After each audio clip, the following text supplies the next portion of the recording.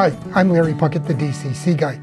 You know, for some time now, I've been looking for a way to show you guys how to install one of these 21-pin decoders along with a stay-alive device. So that's what I'm going to be doing today. I have a locomotive that I'm going to install a 21-pin SoundTraxx decoder in, and I'm going to install a stay-alive device with it. So let's go ahead and get started. Hit that little red subscribe button, and when the little bell comes up, click on it and click all. Thanks.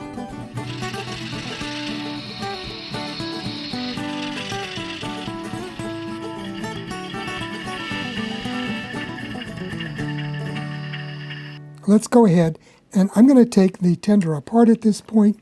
There is one screw back here in the rear of the tender and two screws here that have to be removed. So let's go ahead and get those out, and we can see what's inside the tender as far as installing a decoder.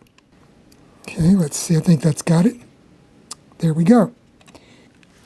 So what we have here then is a 21-pin socket with a dummy plug in it. So we can pop that out fairly easily just by taking a pair of these tweezers like this, or forceps, that are angled. And that allows me to lift up the dummy plug without breaking off a bunch of pins, hopefully. Okay, so here we have our 21-pin interface. It's simple plug operation. Notice here on this board, it's a really nicely designed board from Bachmann. They've got the motor plus and motor minus connections marked right here. They also have the right track pickup and the left track pickup contacts marked. And right here they have two empty sockets for the right and the left pickup. I suspect that's because this is designed to be used in tenders that actually have power pickup. This one does not. As you can see, there are no pickups on this tender. And that creates a problem because with an 060, you cannot expect to have very good continuity and on dirty spots or anything like that on your track. Whereas if you've got, 6-wheel pickup on your locomotive and 4 to 6 on your tender, that should give you pretty good operations. Unfortunately, Bachmann hasn't gotten around to it with this particular tender design.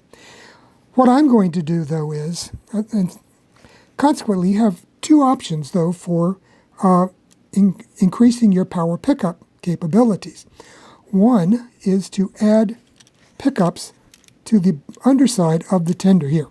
What you can use are these pickups made by ESU. They're a number 50707 interior lighting current collector is what they call them. And they will fit between the wheels. So you could install these and connect wires and run them up right to the interior of the tender and hook it up to that pickup that I just showed you, or the contact on the interface there. I decided not to do that because there's a couple of reasons for that. Is there's a speaker opening right under here, and I didn't want to block that. You've got to insert your connector between the locomotive and the tender here, and that would get in the way. So, you could do it, but it's not the easiest thing in the world to do. So the other option that I decided to go with is to use one of these SoundTraxx Current Keeper 2s. So it's a stay-alive device, and it should allow me to, or allow this locomotive to run well over dirty track or sections of track, say frogs that aren't powered, anything like that. It should run fine without having that additional power pickup on the tender. And I think that it will be a lot easier to install one of these than it would be to install the power pickups on the bottom. Now, I did do a video on using these power pickups, and I'll put a link to that video above me here. And also look at the end of the video, because on the last page of the video, or the final segment, I will list all of these video links again. And that'll give you a tip on how to install those. Now, before we start playing around with the decoder and the interface, and installing all of that, I want to take a look at this right here, because this is where they have provided for a speaker. So let me open this up, remove this little weight here. Okay, so that's where the speaker needs to go. And you'll note here that these two pads, contact pads here, are provided for your speakers, speaker 1 and speaker 2. So they've already provided for your speaker connections. So let's see how this works. So after messing with the Bachmann enclosure and a bunch of speakers that I had on hand, from everything from round to square to oval, nothing would fit with it. So I got out my handy dandy 11 by 15 sugar cube speaker that has been my go-to for several years now. And I'm going to just put that in here and wire it directly up. And the sound will escape through the bottom without any problem. So I'm going to put it in this way to maximize the space I have for my current keeper. So it's just a matter of, with my double stick tape, do a peel and stick here. And that should hold it in place without any problems at all. Okay, I've got some solder, so I'm going to pre-tin the pads here. I recommend doing all this kind of work before you install the decoder. For one thing, you're not going to be able to do it because it's going to be sitting there, but anytime you're doing any soldering, it's better, if you can, to disconnect your decoder. Now let's pre-tin the wires for the speaker and trim them because the insulation has peeled back just a little bit due to the heat. And now we can make that final connection here.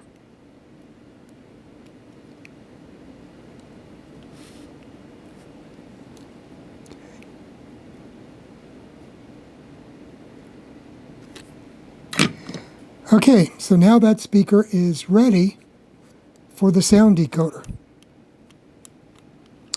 But one thing I want to do before we move on to installing the decoder is we need to go ahead and install the current keeper 2 from SoundTraxx. Now I'm going to show you an image, and it's something that I got from SoundTraxx, and it shows how to connect the current keeper 2 wires to this board here. Okay, and I'm going to leave it up for a minute. You can do a screen capture and save that. I'll also give you a link to a video that SoundTraxx has on their channel showing you how to install these. And then we'll go ahead and install the current keeper 2 here according to their instructions.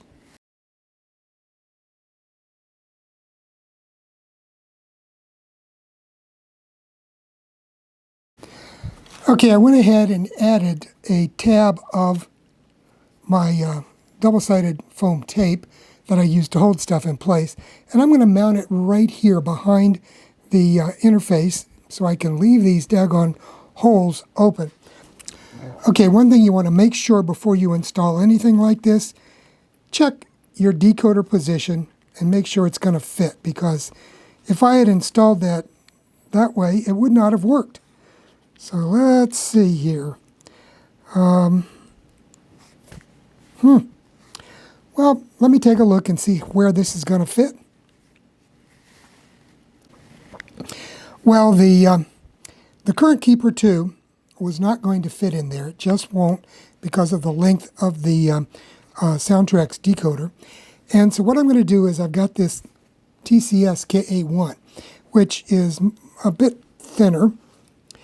So that's going to fit right here on the side of the tender, and I think it's going to be no problem.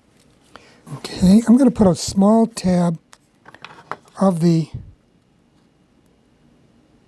tape under the rear also of this Keep Alive, the KA1.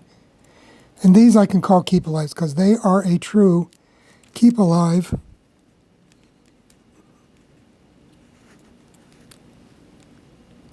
since that is what TCS originally called them, and I believe it's a trademark. There. Okay, So that comes across. The black and white wire goes to the third pin in here. Let me show you that one. So you count down 1, 2, 3, and that's where that would be installed. So let's do that one right now. It's going to be a tedious soldering job, to say the least. Okay, that should be enough wire. And we'll strip that off of there. There.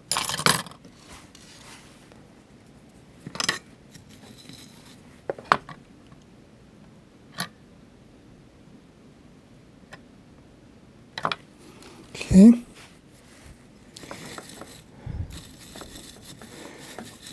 Get all that excess solder off of my soldering iron before I attempt to do this.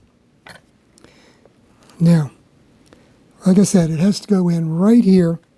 Let me see if I can get a good close-up of that for you. Okay, coming down to the third.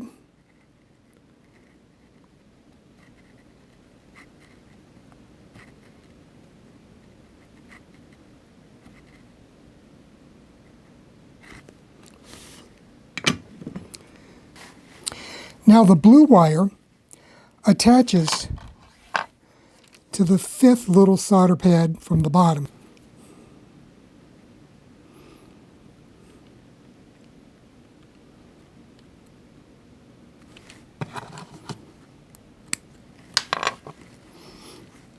And we need to strip just a touch off of here.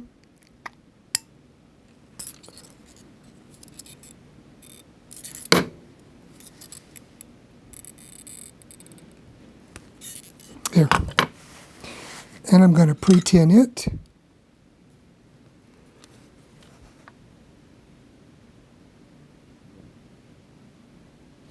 There. Okay, number 5.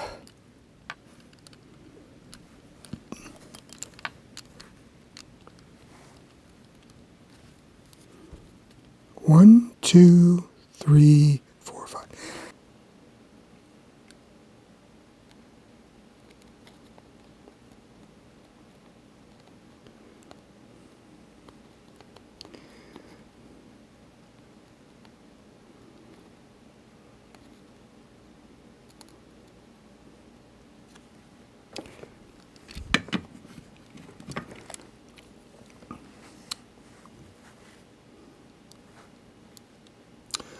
Okay, so there we have it. The blue wire is attached to the fifth one up. This one is attached to the third one down.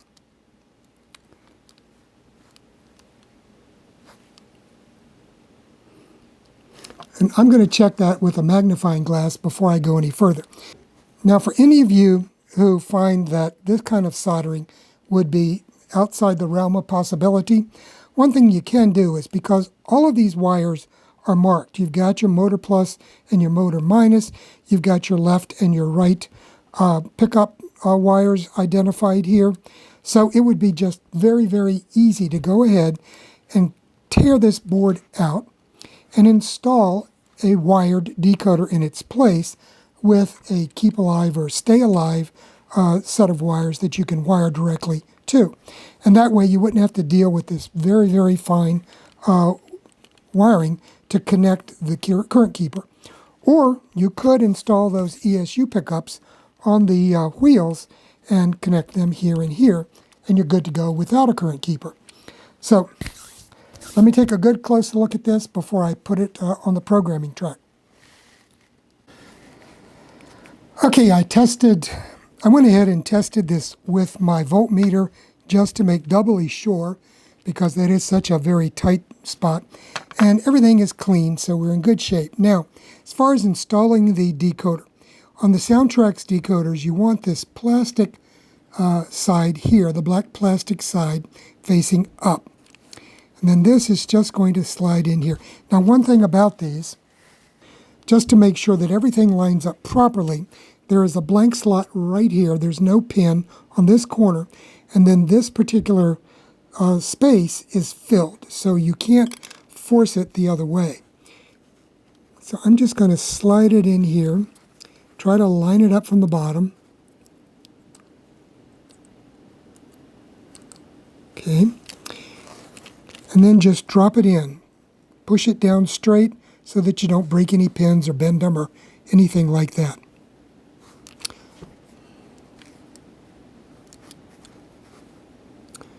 Okay, so that's the final installation. We have our speaker. It's 11 by 15 sugar cube speaker. Here in the US, I get these from Streamline Backshop.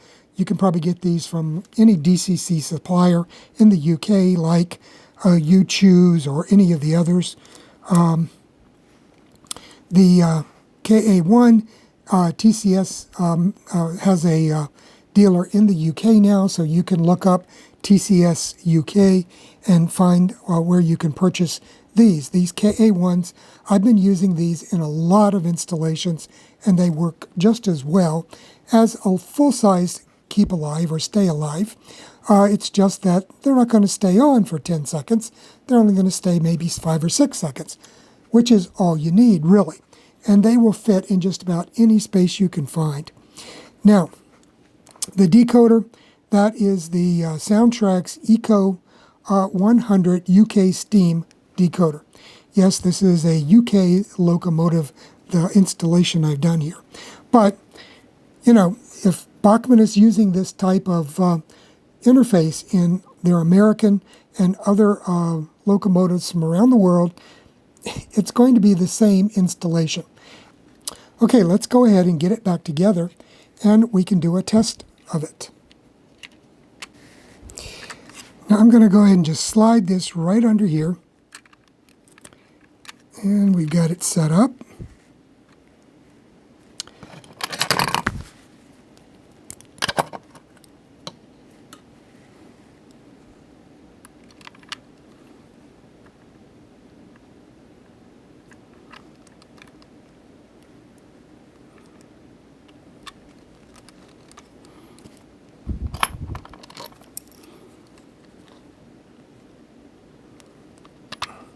Yeah. And that's all there is to getting it back together. And you can see how closely it's coupled now.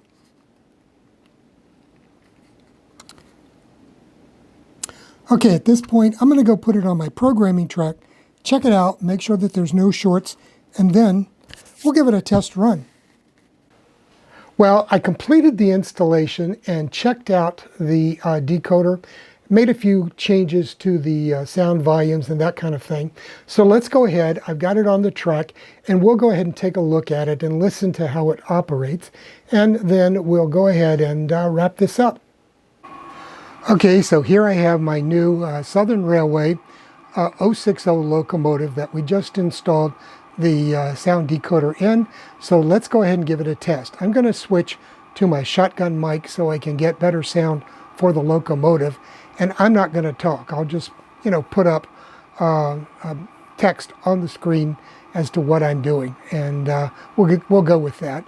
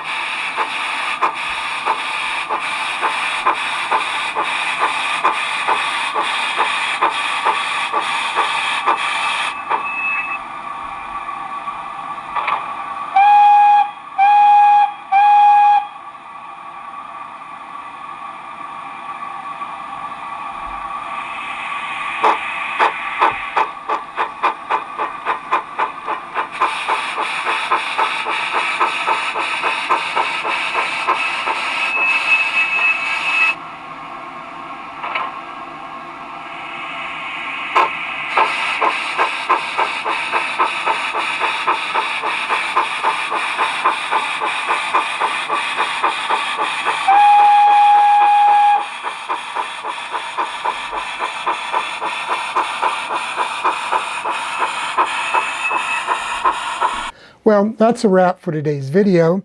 You know, one of the great things about having the 21 pin and 18 pin and all these other connector types that we're seeing now available is that they're standardized. So it means that it doesn't matter who makes the decoder, it doesn't matter who makes the locomotive, as long as they adhere to that standard that is set up for the pinouts and the wire connections and everything. You can use any decoder in anybody's DCC locomotive, and you know, it doesn't matter if it's made for the UK, for the US, for the French, the Italians, the Germans, whoever is making those decoders and those locomotives, it will work. And you don't have to worry about the problems associated with different standards and different manufacturers' proprietary devices, that kind of thing. That's the great thing about DCC. So have a great week, and we'll see you here on Friday with another video from the DCC Guide. Bye now.